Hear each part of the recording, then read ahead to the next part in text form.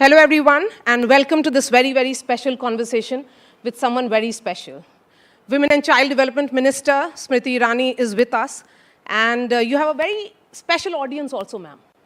These are Anganwadis. They are young, aspirational India on the left side, young students who are present here, and various stakeholders. They want a picture with you as well towards the end. So we'll have that arranged too. But when we look at a gathering of this nature in Delhi, rural India Delhi में आ गया और G20 आप लोग ने जिस तरह का organise किया था वो आउटसाइड दिल्ली या एक मैसेज था और जो चेंजेस हो रहे हैं भारत में वो दिल्ली आ रहा है. कैसे देख रही हैं ये दोनों आप रीइमेजिनिंग? प्रधानमंत्री जी ने देश की राजधानी को राष्ट्र बिंदु बना दिया है कि आपके लिए, चाहे आप किसी ग्रामीण क्षेत्र से हों, चाहे आप किसी भी शहर से हों, ये राजधानी आपकी है. और इस पर इस प्रकार का अधिकार जताना अगर ये मुनासिब है बच्चों के लिए विशेष, तो मेरे लिए तो ये आनंद का विषय है. क्योंकि आपके जिस कार्यक्रम का शीर्षक है अमृतकाल की आंगनवाड़ी, प्रधानमंत्री जी ने विकसित भारत का संकल्प लिया है, लेकिन वो विकसित भारत जिसके लिए हम संकल्पित है वो बना किसके लिए है? इनके लिए बना रहे हैं जो इस वक्त आपके इस ऑडियंस में मौजूद हैं. और मुझे इस बात की विशेष खुशी है कि आज जो आपने यहाँ पर बच्चों को आमंत्रित किया है उसमें लड़कियों की तादाद थोड़ी ज़्यादा है, लड़के थोड़े कम है. लेकिन और भी खुशी तब होगी जब न्यूट्रिशन की दृष्टि से, हेल्थ की दृष्टि से, महिला सम्मान की दृष्टि से लड़की और लड़के की संख्या एक बराबर होगी. Ma'am, I'm going to begin with some very fascinating data that has come now. 112 aspirational districts जो आपकी सरकार ने आइडेंटिफाई किया था और ये 4 राज्यों की चर्चा करें तो उसमें 81 असेंबली सीट्स ऐसी हैं जहां ये 26 डिस्ट्रिक्ट्स में आएंगी जहां भाजपा जीती है 52 सीट्स और 2018 के कंपैरिजन में आपका सिग्निफिकेंट ऑलमोस्ट डबल हुआ है नंबर. तो ये एस्पिरेशनल डिस्ट्रिक्ट में आपके मंत्रालय का क्या रोल रहा है? मुझे लगता है कि एस्पिरेशनल डिस्ट्रिक्ट को पॉलिटिकल एस्पिरेशन से जोड़ना गलत होगा. जब प्रधानमंत्री जी ने आकांक्षी ज़िलों के बारे में अपनी चिंता व्यक्त की या फिर आकांक्षी ज़िलों को चिन्हित किया तो उनकी विशेष चिंता महिला और बच्चों की दृष्टि से 2-3 थी. एक, माता मृत्यु दर, मतलब बच्चे को जन्म देते वक्त माँ का देहांत ना हो, ऐसी व्यवस्था हम लोग करें. जिसका मतलब कि क्या हम महिलाओं को इंस्टीट्यूशनल डिलीवरी, मतलब अस्पताल में बच्चे को जन्म देने के लिए क्या प्रोत्साहित कर सकते हैं. दूसरा, प्रधानमंत्री जी की चिंता थी कि 6 साल से कम उम्र के बच्चे, हम जानते हैं कि 85% बच्चे का जो मानसिक विकास है, मेंटल जो एक ग्रोथ है, वो सबसे बढ़िया होता है 6 साल से कम उम्र में. प्रधानमंत्री जी की ये चिंता थी कि क्या वो बच्चा हृष्ट-पुष्ट है, पौष्टिक आहार अथवा पोषण की दृष्टि से, न्यूट्रिशन की दृष्टि से क्या उस बच्चे के पास सारी सुविधा है या नहीं है. तीसरी उनकी चिंता थी एकेडमिक ड्रॉप आउट, स्पेशली लड़कियों की.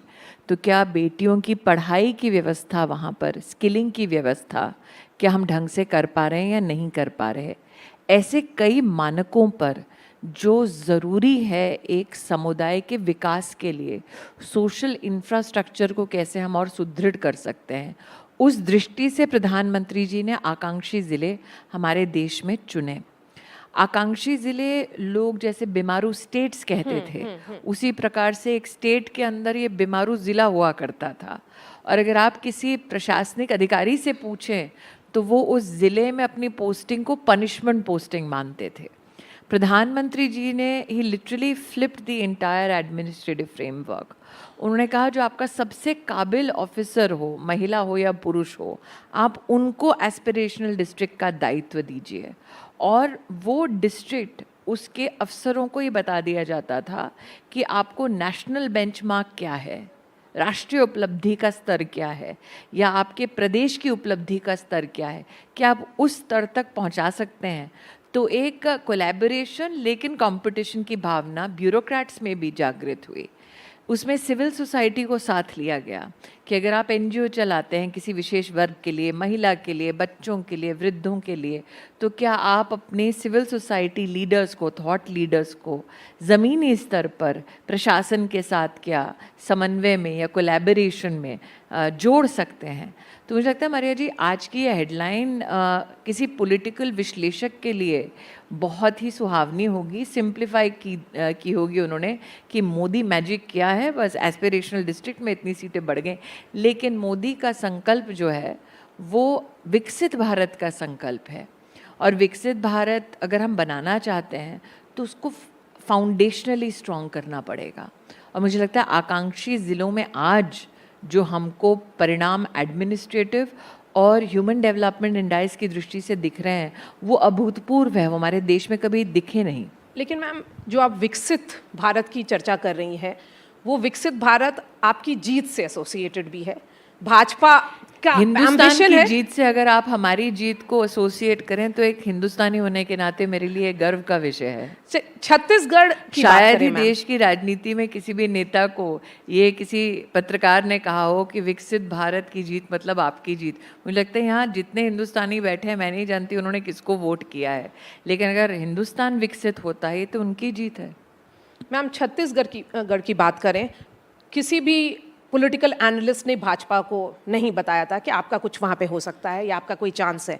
लेकिन जिस तरह की जीत हुई है और वहाँ पर ट्राइबल वोट, और ये भी कहा जाता है कि कांग्रेस का वोट शेयर ज़्यादा कम नहीं हुआ है, तो ऐसा कौन सा वोट आंगनबाड़ी बैंक? वाले सब परेशान है कि ये पॉलिटिक्स क्यों पूछ रहे हैं, आंगनबाड़ी क्यों नहीं पूछ रहे? नहीं, ये चर्चा आंगनवाड़ी से रिलेटेड है मैम, क्योंकि एक सेक्शन है जिनको शायद काउंट नहीं किया जाता था, वो अब काउंट हो रहे हैं, और वो शायद आपके जीत में ट्रांसलेट हो रहा है।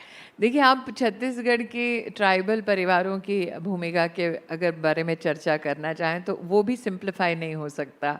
2-3 विषय पर आपकी मैं चाहूँगी कि आपका ध्यान आकृष्ट हो। पहला, हमारे देश के इतिहास में पहली बार एक गरीब आदिवासी परिवार की महिला को देश के राष्ट्रपति पद के उम्मीदवार के रूप में प्रधानमंत्री मोदी ने जब प्रस्तुत किया राष्ट्र के सम्मुख, तो एक अपेक्षा ये थी कि आज़ाद हिंदुस्तान के इतिहास में कभी भी इस समुदाय की महिला को, और ये महिला ऐसी हैं जिन्होंने जीवन में बहुत संघर्ष किया है, संवैधानिक कई विशेष पदों पर उन्होंने राष्ट्र की सेवा की है।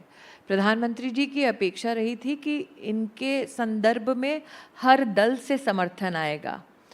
जिस प्रकार से विपक्ष ने और विशेषतः कांग्रेस पार्टी ने उस वक्त सतत हमारी महामहिम राष्ट्रपति जी पर जिस प्रकार की टिप्पणियाँ की, मुझे लगता है आदिवासी अंचल में विशेष रूप से उस अपमान की एक कहीं ना कहीं छाप है, या कहीं ना कहीं एक दर्द है, आक्रोश है जो मिटा नहीं।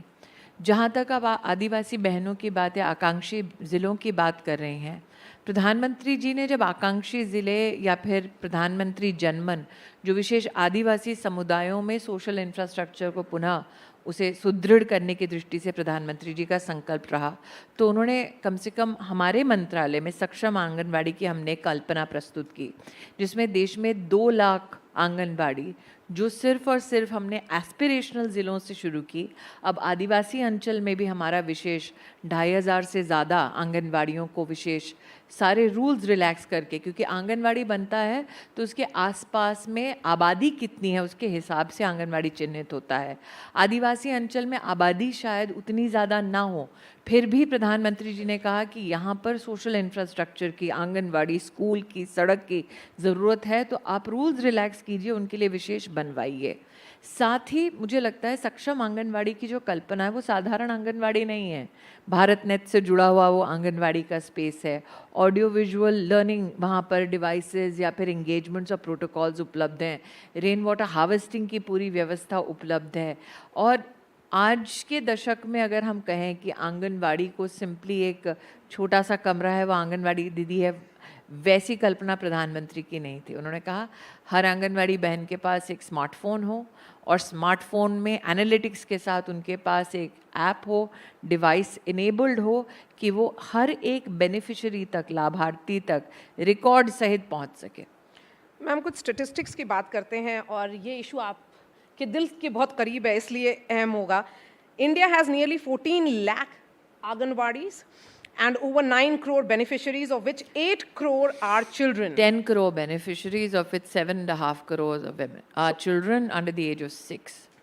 How have you reimagined Anganwadis? And my question is also, how was this institution, because this is an institution which your ministry has created, what was it before 2014 and what has changed after 2014? See, the idea of Anganwadi is something that germinated in our country in the 1970s, but it was in a very abysmal condition. One of the officers who's seated here today, in fact, under his leadership, along with our former, just retired, former Additional Secretary Aditi, for the first time there was a different budget head given for water.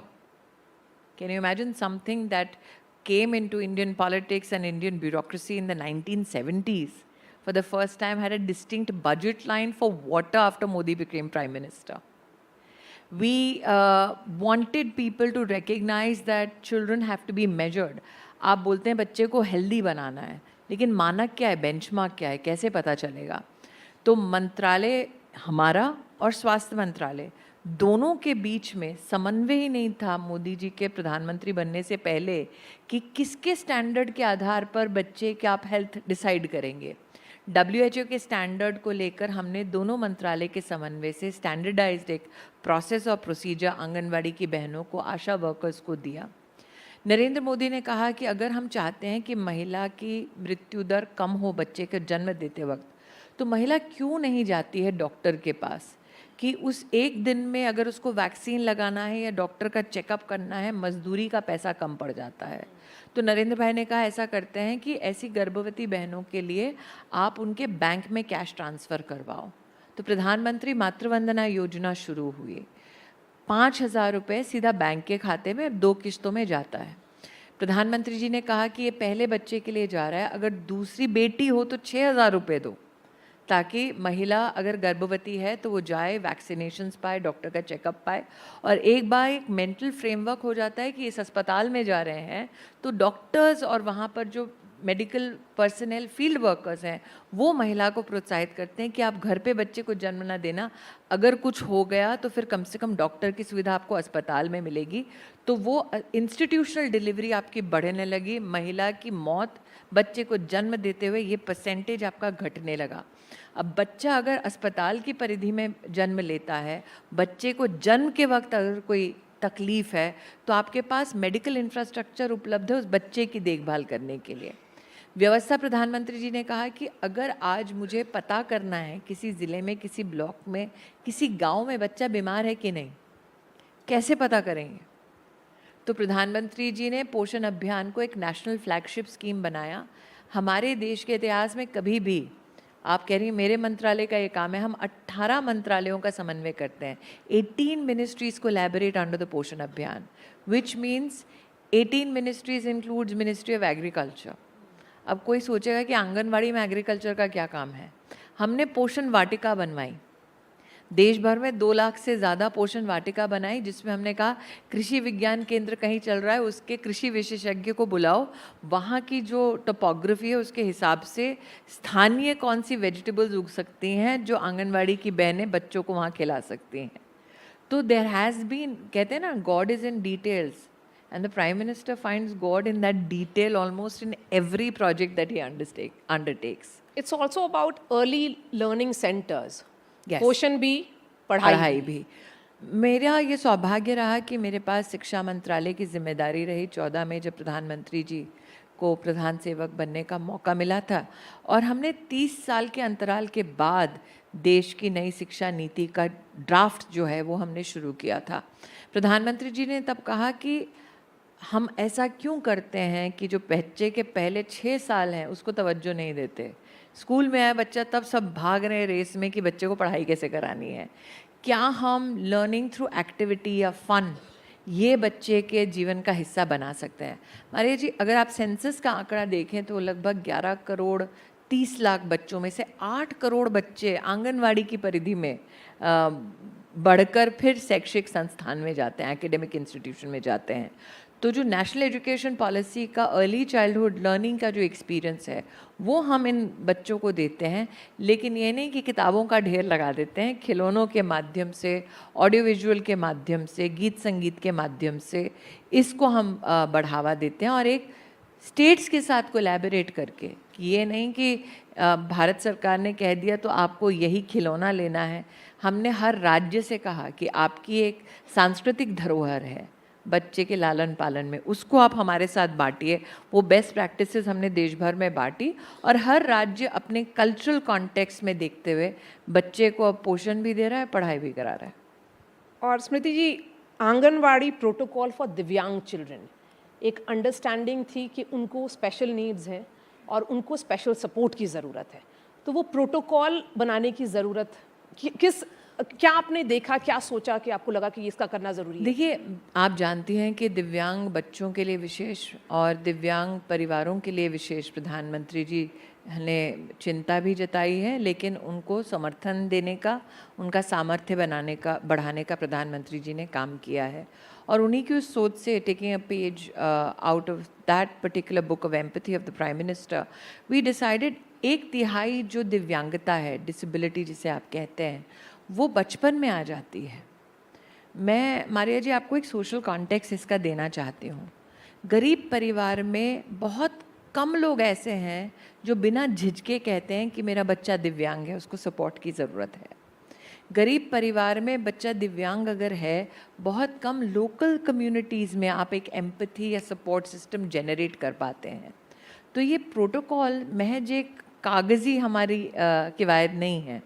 हमने पहली बार कहा कि बच्चे की screening अगर करनी है तो कौन करेगा स्क्रीनिंग? तो चीफ मेडिकल ऑफिसर है, हमारी आशा दीदी हैं, आंगनवाड़ी दीदी हैं। जब लोकल आंगनवाड़ी में स्क्रीनिंग की सुविधा और वो सपोर्ट सिस्टम शुरू हो जाता है, तो वो मात्र बच्चे की दिव्यांगता आप चिन्हित कर रहे हैं वो नहीं है, एक सोशल एक्सेप्टेंस बन जाती है लोकल कम्युनिटी में कि इस बच्चे को मदद की ज़रूरत है और इस बच्चे के परिवार को सहयोग की ज़रूरत है, कि स्टिग्मेटाइजेशन जो होता है उसको हटाने का हमारा प्रयास है। और साथ ही बच्चे के बारे में अगर एक बार आपको पता चला कि उसको स्पेशल क्या सपोर्ट चाहिए, तो आप क्या पढ़ाना चाहेंगे उस बच्चे को? क्या आपके तंत्र यंत्र क्या अलग होंगे? क्या आपका इंटरवेंशन अलग होगा? निश्चित रूप से अलग होगा, क्योंकि दिव्यांगता महज एक तो प्रकार की होती नहीं, आप 21 अगर अलग अलग प्रकार की व्यवस्थाएं आपको करने की ज़रूरत पड़ती है, तो उन 21 व्यवस्थाओं में से उस बच्चे को वो एक व्यवस्था, can you imagine, this is the government saying the special child is so special that we are willing to reach out to every Anganwadi in this country and say, let us help your child, so that communities realize that these children are the community's responsibility, so that we do away with the stigmatization. Secondly, we have in collaboration with the Ministry of Social Justice also ensured कि प्रधानमंत्री जी कहते हैं इन बच्चों के लिए, इन परिवारों के लिए हमको यूनिक आईडी चाहिए, ताकि इनका जो अधिकार है इनके बैंक के खाते में जा सके, इनको सपोर्ट दे सकें। तो वो यूनिक आईडी भी जनरेट होगा इस प्रोटोकॉल के अंतर्गत। जैसा कि आप जानते हैं कि अर्ली आइडेंटिफिकेशन से बच्चे का जो लर्निंग एक्सपीरियंस है, सिर्फ आंगनवाड़ी में नहीं, we will ensure that the child then even delves into the education systems, health systems, in collaboration with Ministry of Education, Social Justice, Ministry of Health.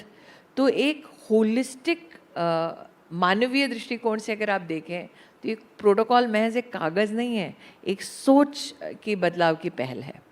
आपने कहा कि 17-18 मिनिस्ट्रीज कोलैबोरेट करती हैं जी। तो ये जो डेटा है, डेटा ट्रैकर जो है आपका, all of them have the data?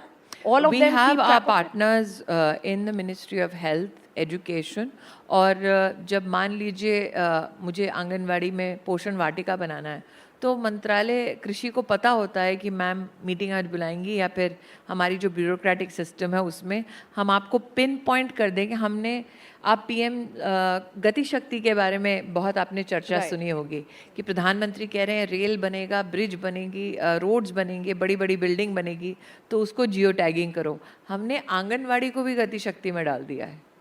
तो मतलब कि इस आंगनवाड़ी में अगर कोई नलका नहीं चल रहा है, बिजली नहीं आ रही है, और अगर आंगनवाड़ी बंद है, तो हम वो भी सचेत कर देते हैं। एक प्रदेश ऐसा है जिसका मैं नाम नहीं लूँगी, लेकिन उस प्रदेश से ही आप शायद आती हैं, वहाँ पर हमें पता था कि 9000 आंगनवाड़ियाँ बंद हैं, तो हमने प्रदेश से कहा आपके 9,000 आंगनवाड़ी बंद हैं, खोलने का इरादा है या बंद कीजिएगा। तो प्रदेश ने त्वरित रूप से, तो टेक्नोलॉजी का ये भी फ़ायदा होता है कि हम प्रदेश की सरकारों को ज़िला के हम अपने जो प्रशासन है, प्रशासनिक अधिकारी हैं, उनको बता सकते हैं कि आपकी आंगनवाड़ी फंक्शनल नहीं है। हर आंगनवाड़ी की अगर आप होम विजिट्स ही देखें, हमको पता चल जाता है कि किस बेनिफिशियरी के पास, भारत सरकार में हमें पता चल जाता है कि अब तक कोई गया नहीं है। हर महीने 2.5 करोड़ हमारे देश में आंगनवाड़ी का हमारा सिस्टम होम विजिट करता है। मतलब साल का कम से कम 24 से 25 करोड़ होम विजिट्स हमारे मंत्रालय के माध्यम से होता है। जो बाहर में आंगनवाड़ी महिला हैं, जो आपकी बहनें हैं, उन्होंने मुझे बहुत अच्छी बात बताई। और जो बिहार में हमने देखा था एक मुस्कुराता हुआ चेहरा महिलाओं का, और मैम ये बहुत बड़ा ट्रांसफॉर्मेशन है। और शायद जो एजेंट्स ऑफ चेंज बोलते हैं वो महिलाएं होती हैं। उन्होंने बताया कि पहले मंगलवार को वज़न दिवस होता है, दूसरे मंगलवार को गोद भराई, थर्ड पीटीएम दिवस, और उसके बाद सुपोषण दिवस। ये बहुत ही ऑर्गेनाइज्ड है, ये पोषण ट्रैकर है।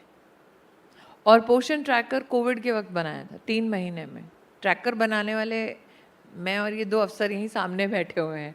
तो कई लोगों ने कहा बहुत एम्बिशियस है, फिर कुछ लोगों ने कहा अरे इतना एम्बिशियस है कि बड़ा महंगा पड़ेगा। हमें डोनेशन मिली, हमें सहायता मिली। हमने कहा कि हम इसको सरकारी सिस्टम में ही बनाएंगे, और ट्रैकर को बनाकर डिप्लॉय हमने पूरा का पूरा काम 3 महीने में किया। प्रधानमंत्री जी ने कहा भले ही कोविड की विषम परिस्थिति आई है, लेकिन ये नहीं है कि गवर्नेंस में हम लोग कमज़ोर पड़ जाएं। आपके विभागों में अगर आपको कोई ऐसा कदम उठाना है जो रिफॉर्म लेकर आ सकता है, यही समय है। जैसे पीएम कहते हैं सही समय, इस समय पे करो। सो ये जब रेड अलर्ट होता है कि कोई आपको डिस्ट्रिक्ट में आपको लगता है प्रॉब्लम होता है, तो कैसे आप एक्ट करती हैं फिर?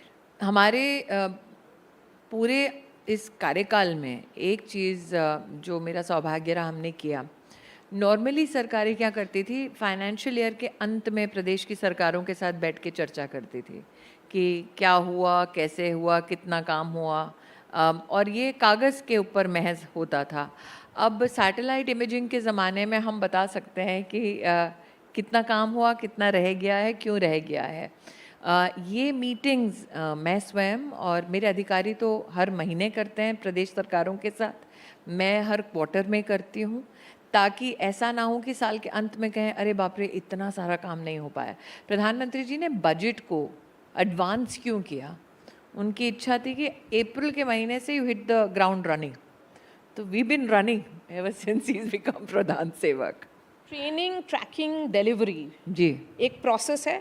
आपने सब महिलाओं को, आंगनवाड़ी महिलाओं को एक स्मार्टफोन दिया, हम लेकिन सिर्फ ट्रेन उस कैसे तक किया आपने? सीमित नहीं रहते। हर साल 300 करोड़ का बजट है, उसको स्पेंड हम लोग करते हैं ट्रेनिंग के लिए।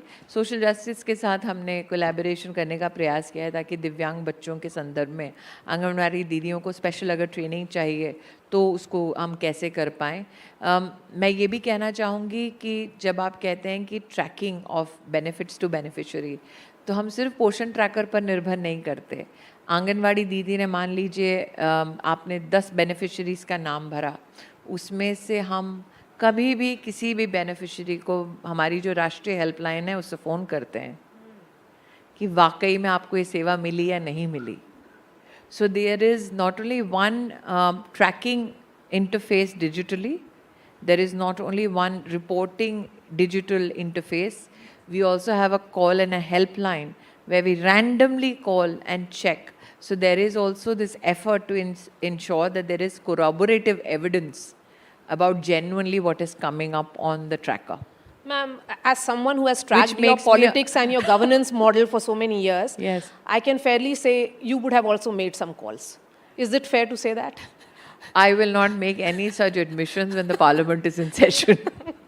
But I think that what is helpful is a holistic approach.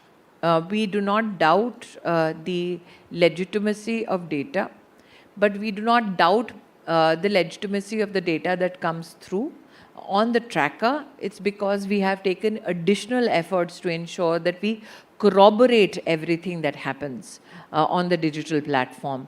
We do not depend only on feedbacks given from one engagement. We ensure that we engage with the beneficiary directly. For instance, while the Poshan interface has 10 crore beneficiaries, the Matru Vandana Yojana of the Prime Minister, which is another flagship scheme, has 3.5 crore women who have benefited and received 14,000 crore rupees. Now, we also corroborate digital evidence or other evidences which are based on the health analysis of such female beneficiaries from both our flagship schemes. So it's not as though our schemes work in silos. At the end, where I sit or where the Secretary, Ministry of Women and Child Development sits, or the Joint Secretary or the Additional Secretary, across all those divisions, we ensure that there is a holistic view and we know exactly where, if there is a lacuna or if there is even one Anganwadi or one desk, we will know immediately where something is staggering.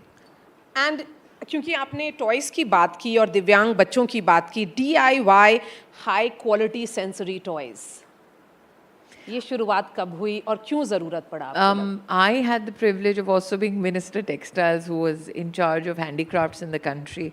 Prime Minister was extremely insistent कि हम विदेश से अपने देश के बच्चों के लिए खिलौने क्यों इंपोर्ट करें जब हमारे देश में खिलौनों की इतनी विराट संस्कृति रही है, जहाँ पर खिलौना सिर्फ महज एंटरटेनमेंट का हिस्सा नहीं बल्कि कल्चरल ट्रांसलेशन का या ट्रांसमिशन का भी एक माध्यम है. और आज अगर आप देखें तो हमने पोषण भी पढ़ाई में विशेष खिलौने के माध्यम से बच्चे को कुछ सिखाना, उसके बारे में ज़्यादा हमने एक प्रयास या परिश्रम किया है. हर राज्य की सरकार को कहा है कि आपकी जो पारंपरिक खिलौने हैं, जो दादा दादी, नाना नानी या फिर माँ या लोकल कम्युनिटी में एक मैसेज कन्वे करने के लिए, एक सीख कन्वे करने के लिए, एक कहानी बताने के लिए, हमने तो इतना भी किया मारिया जी कि हर प्रदेश में लोरी कौन सी सुनाई जाती है खाना खिलाते वक्त, उसको भी असिमुलेट किया है, क्योंकि ये हमारी एक कल्चरल धरोहर है जो खोती जा रही है. तो आज मैं बैठ के मंत्रालय में, इट्स रेयरली स्पोकन ऑफ, मैं आपको बता सकती हूँ किस प्रांत में कौन सा व्यंजन खिलाते वक्त वहाँ पे एक ज़माने में कौन सा गाना गाया जाता था. मैम सुना दीजिए. So I think क्योंकि since you know so many languages, let's have that as well. मैं सुना दूंगी तो कान फट जाएगा, वो अलग बात है. लेकिन I think on a serious note, when you talk about a developed nation, it is not only about the bridges that you can build. It is also the huge mountain of cultural wealth that you have. How much of that can you preserve?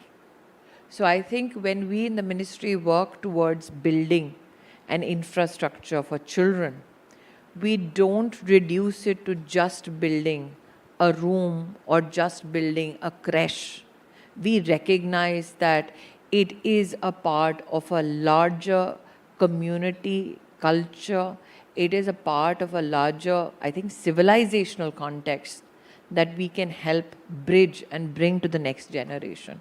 The community and role of parents as well. They have played an important role Yes. for the success of Anganwadis. When did you realize that it's important to have that holistic approach? I think what is less spoken about are even issues which are otherwise in a position to grab many headlines. But for those issues to taper down and be available in the rural ramparts is rarely visible. For instance, we have a project called Samvad with NIMHANS, where for mental health and support to those who are caregivers, which includes Anganwadis, which includes people who are looking after childcare institutions in the country, we say we are happy to give you a helpline support.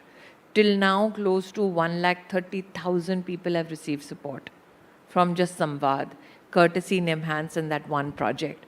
For us, what is also a matter of great joy, and I think personally for me satisfaction, is that adolescent girls, किशोरी युवतियाँ जो हैं, आज आप यहाँ पर जो बच्चियाँ बैठी हैं उनसे कहिए if there is an issue they can Google it very quickly और they can possibly find a counsellor to speak to. ग्रामीण अंचल में एक एडोलेसेंट किशोरी लड़की का अगर मेंस्ट्रुअल हाइजीन के बारे में कोई प्रश्न है, वो किससे पूछने जाएगी? कई आंगनवाड़ी दीदी आपको बताएंगी कि उनसे आकर बात होती है कि दीदी हमको बताओ क्या करना है, कैसे करना है, मम्मी से या पापा से बात नहीं कर पा रहे हैं, या समुदाय में हम लोग कॉन्वर्सेशन इसकी नहीं कर पा रहे हैं। तो मुझे लगता है आंगनवाड़ी को सिर्फ 6 साल से कम उम्र के बच्चे या फिर गर्भवती लैक्टेटिंग महिलाओं की दृष्टि, किशोरी जो हमारी लड़कियां हैं, they become a council for even them. So how often do you have these conversations with, women across age groups that you pick up these Every ideas? day. When you're a woman, you have these conversations every day, irrespective whether you're mantri or no mantri. Coming to this idea of Saksham Anganwadi, you have just spoken about it, and Mission 2.0. These are flagship programs. What next now? अगर अमृत काल में आंगनवाड़ी पहुंच गया है तो फिर आगे क्या? मेरे पास जिम्मेदारी इस वक्त फाउंडेशन की है। आगे क्या है वो मुझे लगता है कि जिस प्रकार से प्रधानमंत्री बिल्ड कर रहे हैं, हाल ही में हमने क्रैश की व्यवस्था आंगनवाड़ी में भी की, पालना स्कीम के अंतर्गत।